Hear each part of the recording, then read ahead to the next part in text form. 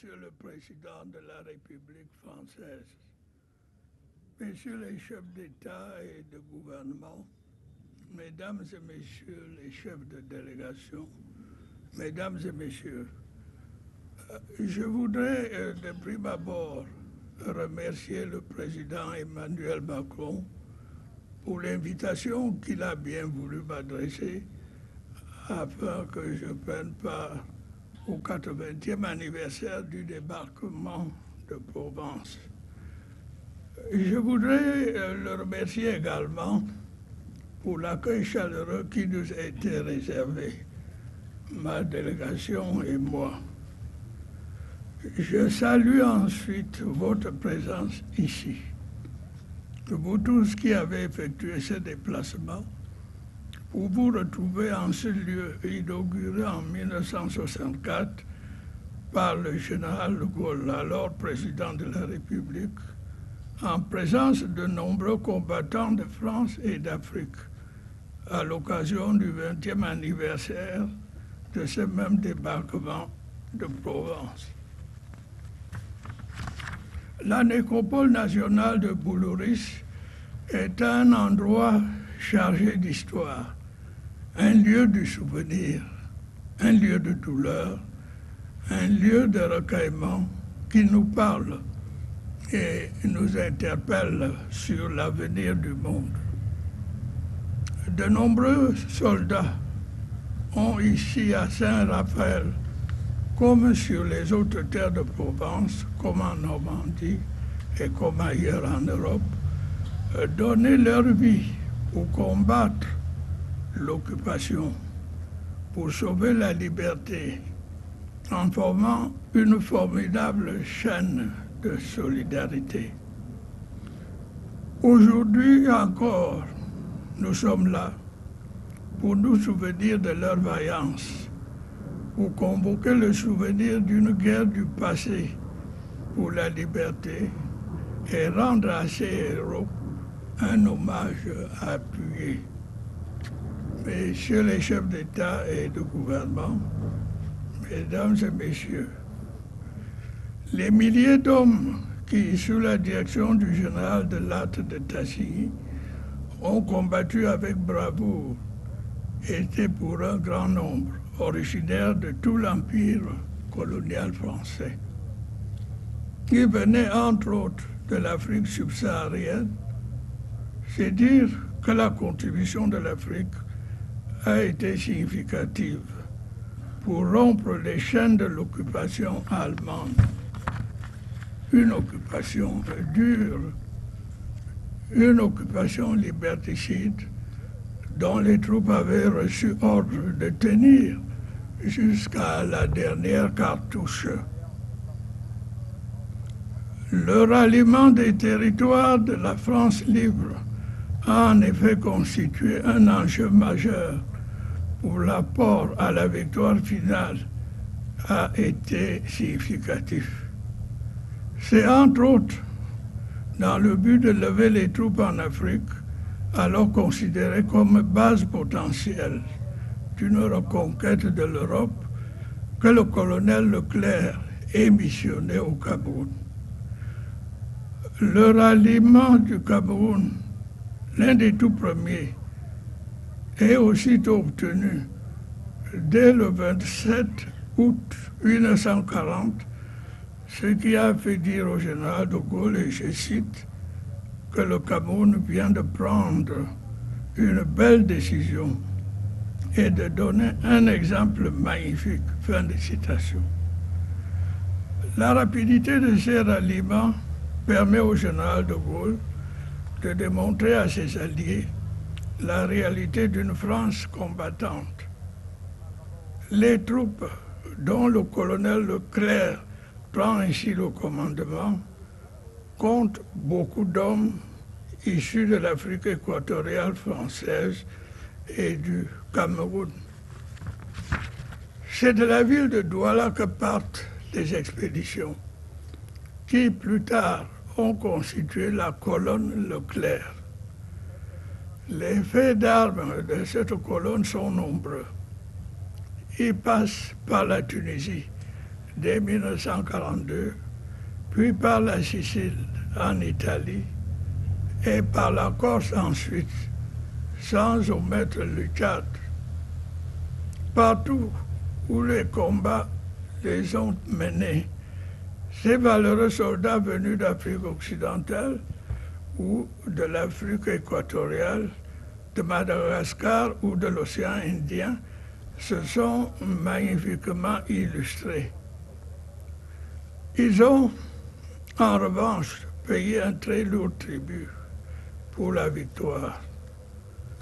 Des combattants exemplaires, souvent héritiers des traditions guerrières immémorables, admirables de courage, d'audace et de loyauté.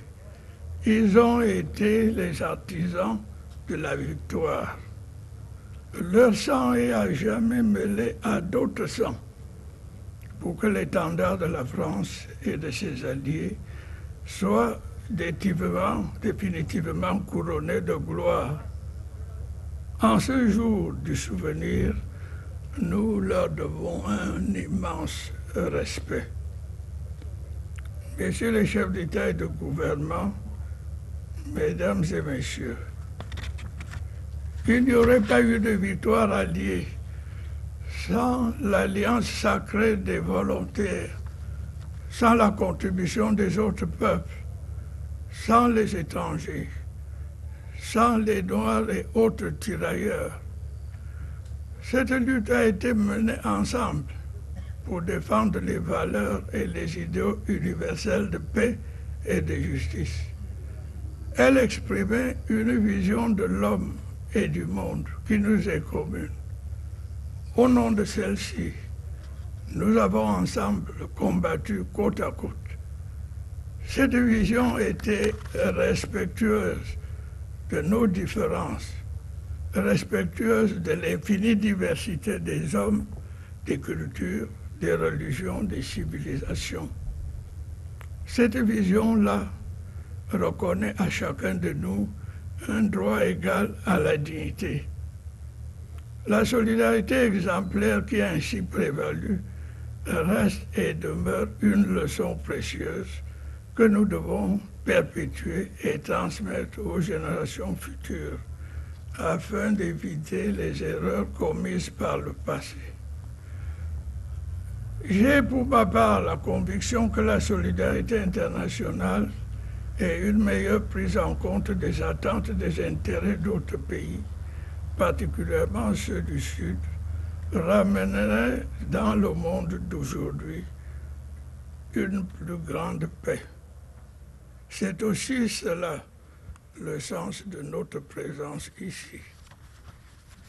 Excellences, Mesdames et Messieurs, nous nous retrouvons en Provence, vous le savez, pour convoquer le souvenir d'une guerre du passé et pour rendre hommage aux héros de notre histoire.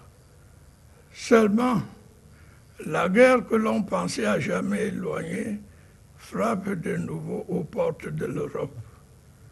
Elle est désormais plus proche de nous. Des hommes se battent à nouveau à quelques heures d'ici. C'est dire que les organisations internationales et le système mis en place au lendemain des deux guerres mondiales et davantage de la Deuxième Guerre mondiale restent et demeurent perfectibles.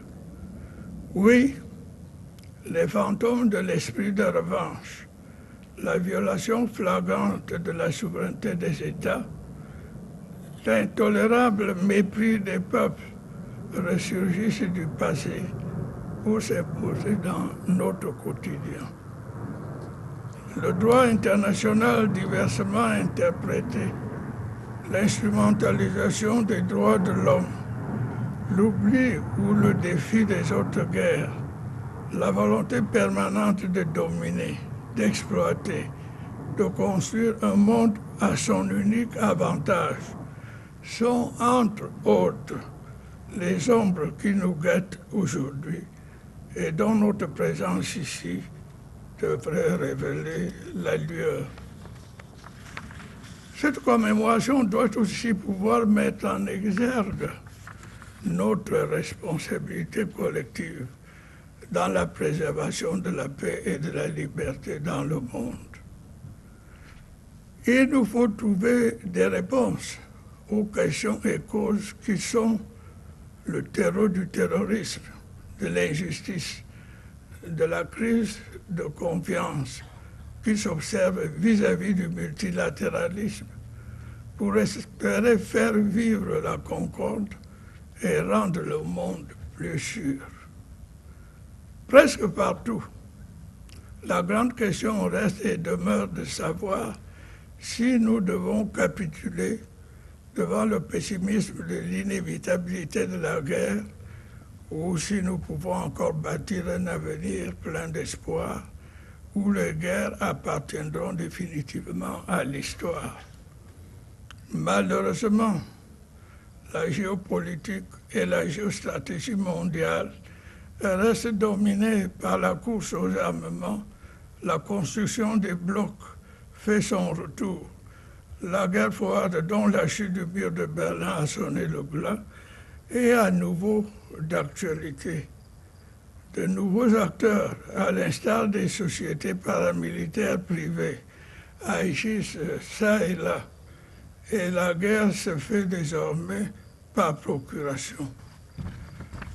Si rien n'est fait, le monde se dirige de nouveau vers une ou plusieurs guerres aux conséquences incalculables. Face à cela, le Cameroun, pour ce qui le concerne, a de tout temps fait recours au dialogue, aux solutions concertées.